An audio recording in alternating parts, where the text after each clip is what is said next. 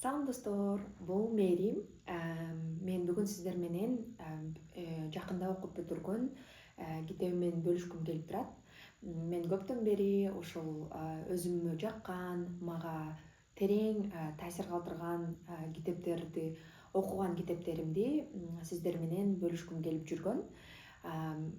Баягы ушул канчалык көп билим, маалымат алган менен эгер аны бөлүшпөсөң, анын мындайча айтканда көп деле пайдасы жок болуш керек деп ойлойм да. Анан мен өзүмдүн жашоомдо мага чоң таасир калтырган китептерди, ойлорду, маалыматтарды бөлүшкүм келип турат. Анан жакында мен Момо аттуу китепти бүтүрдүм. Бул мукабасы ушундай көрүнөт. Анан Момо деген китепти бул китепти кантип жолуктуруп калганым тууралуу бир аз бөлүшө кетейин дегем. Мен апамдын машинасына май куябыз деп, май коюучу жерге барып, ошол жерде баягы май куйган жердеги баягы шкафтарда туруптур да ушул китепчи. Анан ошол китептерге көз жүгүртүп атып ошол китепти таап алдым. Анан бул китептин эң жакшысы бул кыргыз тилинде. Мен кыргыз тилинде көбүрөөк китептерди окугум келип жүрөт. Анан ошондуктан ошол китепти сатып алдым. Анан бул китеп, Момо аттуу китеп 1973 жылы Михаэль Энде тарабынан жазылып, жарыяланган. Анан бул китеп Германиянын эң бир чоң баягы сыйлыктарына татыган экен да. Анан бул китепти эмне үчүн сиздер менен бөлүшкүм келип жатат? Эмне үчүн бул китеп мага бөлүшүүгө татыктуу деп эсептейм? Анткени бул китепте терең ойлор жатат, камтылган да. Анан бул эң кызыгы, бул китеп негизи бул жомок. Биз жомокту көбүнчө эле балдарга арнап окуп беребиз. Анан жомоктор көбүнчө эле балдарга жазылат эмеспи? Бирок бул жомок китеп бир гана балдарга эмес, бул жаш тандабаган бир китеп деп айтсам болот да. Анткени бул китепте 1973 жылы жазылганына карабастан 21-кылымдын мындай көйгөйлүү маселелерин көтөргөн идеялар, темалар бар. Анан бир аз бул китеп жөнүндө маалымат бере кеткенден кийин мен ушул китептин мазмунуна да бир аз токтолгум келип турат. Бул китеп негизи Момо аттуу кыз тууралуу. Момо аттуу кыз эски амфитеатрдын урандыларынын арасында жашаган кичинекей кыз. Бул кыз апасы да жок, атасы да жок. Анан ошол амфитеатрдын урандыларынын арасында канча жылдан бери жашайт, качан келгендиги тууралуу же болбосо канча жашка чыккандыгы тууралуу эч кандай маалымат жок да. Анан бул кыздын бир гана тамтыгы чыккан кийимдери бар. Анан эски кепеси бар, жашаган кепеси бар. Анан андан башка эч нерсеси жок да. Мындай мактанаарлык эч нерсеси жок. Бирок бул кыз эң бай, дүйнөдөгү эң бай адам. Анткени бул кыздын убактысы бар. Убакыт бул байлык, эң чоң байлык. Убакыт бул жашоо. Анан бул китептин эң маанилүү бир ою бул убакыт бул жашоо, жашоо бул жүрөк, жашоонун орду бул жүрөк деген баягы терең ойду берет да.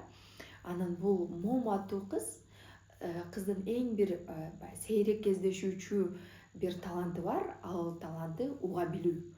Бир адамды конт коюп угуп, ага бүтүн мындайча айтканда бүтүн убактысын берип, бүтүн оюн берип, конт коюп уга алуу бир касиети бар да бул кыздын. Анан бул кыз Момого бүтүн жаш, кары дебей баардык адам келип, өзүнүн мындайча айтканда өзүнүн армандарын, ойлорун, жада калса мындай уруш талаштарын айтып берүү үчүн келишет да. Анан жада калса ошол адамдар келип баягы айтып берип атып, өзүнүн маселелерине бир чечим чечим ойлонуп таба алышат да, ошол айтып жаткан учурдачы. Анан мисалы момо антип суроо да бербейт, мынтип бөлбөйт дагы, бир гана конткой угуп отурат. Ошонусу менен ал баягы эл арасында ушунчалык мындай маанилүү бир адамга айланат. Анткени адамдар баягы ошол момо менен момого өз армандарын, ойлорун эч жашырбастан айта алышат. Анан бул китепте момо эң башкы каарман, анан экинчи каарман бул бозомтук кишилер деген каармандар. Бул бозомтук кишилер же боз кишилер деген бул убакыт уурулары, убакыт сакчылары деп дагы айтылат. Анан убакыт сакчылары булар баягы адамдарды убактысын тартып алган, уурдаган адамдар. Алар келип адамдарга сен баягы болбогон иштерге убактыңды коротпо. Баягы ата-энең, каарыган ата-энеңе барба, же болбосо бир баягы адамдар менен узун убакыт сүйлөшпө. Сен ал убактыңды акча тапканы колдон. Канчалык көп акча тапсаң, ошончолук сен мындай бай болосуң деген бир баягы идея жатат да ошонун түпкүрүндөчү. Бул убакыт сакчылары ошол адамдардын убакыттарын уурдоо менен өзүнүн өмүрүн узарткан кишилер да. Анан бул адамдар ушунчалык адамдарга убактыңды коротпо, иште, баягы efficiency деп коет, англис тилинде efficiency дейт. Ошол канчалык сен натыйжалуу болсоң, канчалык бат иштеп көп акча тапсаң, ийгиликке жетесиң деген идеяны берет. Анан барган сайын адамдардын момого барып, ошолор менен көпкө чейин сырдашып, кобурашып отурган адамдардын саны азаят да. Анткени адамдар ошол убактысын, ал менен сүйлөшүп отурган убактысын мындай текке кетти деп эсептешет дагы, көп акча тапканы гана убактыларын коротуп башташат.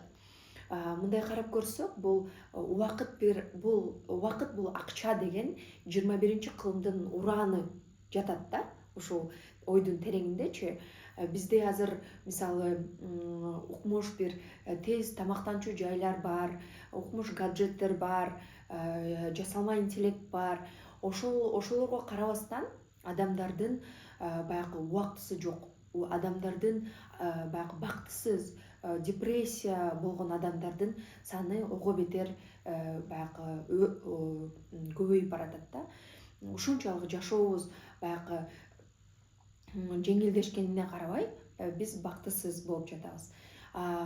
Эмне үчүн дегенде, анткени биз баягы убакыт бул жашоо, жашоо бул жүрөктө жашайт деген баягы идеяда бул биз убактыбызды бөлүшүү менен, адамдар менен бөлүшүү менен баягы сүйүүнүн эң бир чоң формасын жашашыбызды унутуп баратабыз деп ойлойм да. Мен ошондой бир идея алдым. Мисалы, биз убакытыбызды бирөө менен бөлүшүп жатып, сүйлөшүп, дартташып жатканда биз ошол баягы мындай байланыш түзүлөт, сүйүү түзүлөт да. Сүйүү беребиз бири-бирибизгечи. Ошентип жашообуз мындай түркүн түскө бөлөнөт. Ошентип биз терең мамилелерди курабыз. Бул китепте ошол баягы убактысын канчалык аясаң, ошол адамдардын жашоосу баягы роботтун жашоосуна айланып баштайт да. Ошончолук түссү жок, бир гана акча, баягы эмоциялары дагы бүтүп барат да. Анан ошол жерде мен бир китептин баягы бара-бара бир илдетке айланып баштайт да бул. Анан ошол китепте ошол илдет тууралуу бир баягы окуп бергим келип атат да. убактысын канчалык үнөмдөсөң, адамдар ошол баягы кандай илдетке кезигишет. Бир үзүндүсүн окуп берейин. 279 бетте ошол айтат да: алгач ал көп деле байкалбайт, бирок бара-бара кишинин эч нерсеге көңүлү тартпай калат. Баары кызыксыз болуп, баарынан тажайт. Тажай берет. Бул өткөн сайын, бул күн өткөн сайын, ай өткөн сайын күчөп жүрүп отурат. Кишинин жан дүйнөсү көңдөйлөнүп, өзүнө да ал тургай бүткүл дүйнөгө да нааразы болот. Анан акыры ал сезими да өтөт. Ошол маалда киши эч нерсени сезбей калат. Баарына кайдыгер абалга өтөт. Бүткүл аалам чоочун болуп, аны менен эч кандай жумушу жок абалга жетет. Эч нерсеге жинденбейт, эч нерсеге таң калбайт, сүйүнбөйт, кайгырбайт, күлбөй да, ыйлабай да калат. Баары муздак тартып, мерезге айланат. Мына ошол кезде бул оору айыкпаган абалга жетет. Кишилер томсоруп, боп-боз болуп, кудум ушул бозомток кишилерге окшоп калат. Ооба, алар ошолордой эле бир жандыкка айланат. Жанды жеген тажоо, мына оорунун аты ошондой. Бул менин оюмча баягы социалдык медиа мындай аябай тез темптеги жашоонун бир результаты, жыйынтыгы катары көрсөтүлөт да. Негизи мен бул китепти окуп жатканда көп нерселер чынында азыркы биздин жашообузду баягы көрсөткөндөй сезим калтырды да менде. Анан бул Момо деген кыз, акырында биз баягы бул мындай жыйынтык чыгаргым келип турат. Бул кыз, Момо деген кыз, ошол баардык өзүнүн досторун, өзүнүн жакындарын, деги эле адамзатты ошол боз кишилер же болбосо убакыт сакчыларынан мындай куткарып чыгат да. Ал ошол адамдарды уга билүү менен, адамдарды баягы өзүнүн бир чыныгы, мындай сүйүүсү менен, адамгерчилиги менен куткарып калат. Анан адамдар кайра баягы убактысын ар бир мүнөтүн санабай, кээде убакытты мындай унутуп коюп, чыныгы бир адамдар менен болгон байланышты, адамдар менен болгон мындай кандай десем, сүйүүнү дагы да баалап жашап башташат. Анан бул негизи, эгер сиздер өзүңүздөргө же балдарыңыздарга кыргыз тилинде бир китеп окуп бергиңиз келсе, өзүңүз да мындай кандай десем, китеп окуу менен рахат алгыңыз келсе, менин оюмча аябай мен сиздерге сунуштайт элем. Бул китеп чынында менин эң ушул 2026-жылы окуган китептеримдин эң башкы сабына кирди десем жаңылышпайм. Мындан ары да мен, эгер сиздерге кызык болсо, комментарий калтырсаңыздар болот. Мен баягы сиздерге терең таасир калтырган китептерди мен дайыма мындай китептерди издеп жүрөм да өзүм. Терең, мааниси терең, ошол эле учурда рахат алчу китептерди издеп жүрөм. Эгер сиздерге кызык болсо, ушундай китептерди дагы мен видео жасап бөлүшкүм келет. Анан комментарийлерде талкууда кылсак болот. Ошол сиздерге кызыктуу болду деген үмүттөмүн. Көңүл бурганыңыздар үчүн чоң рахмат.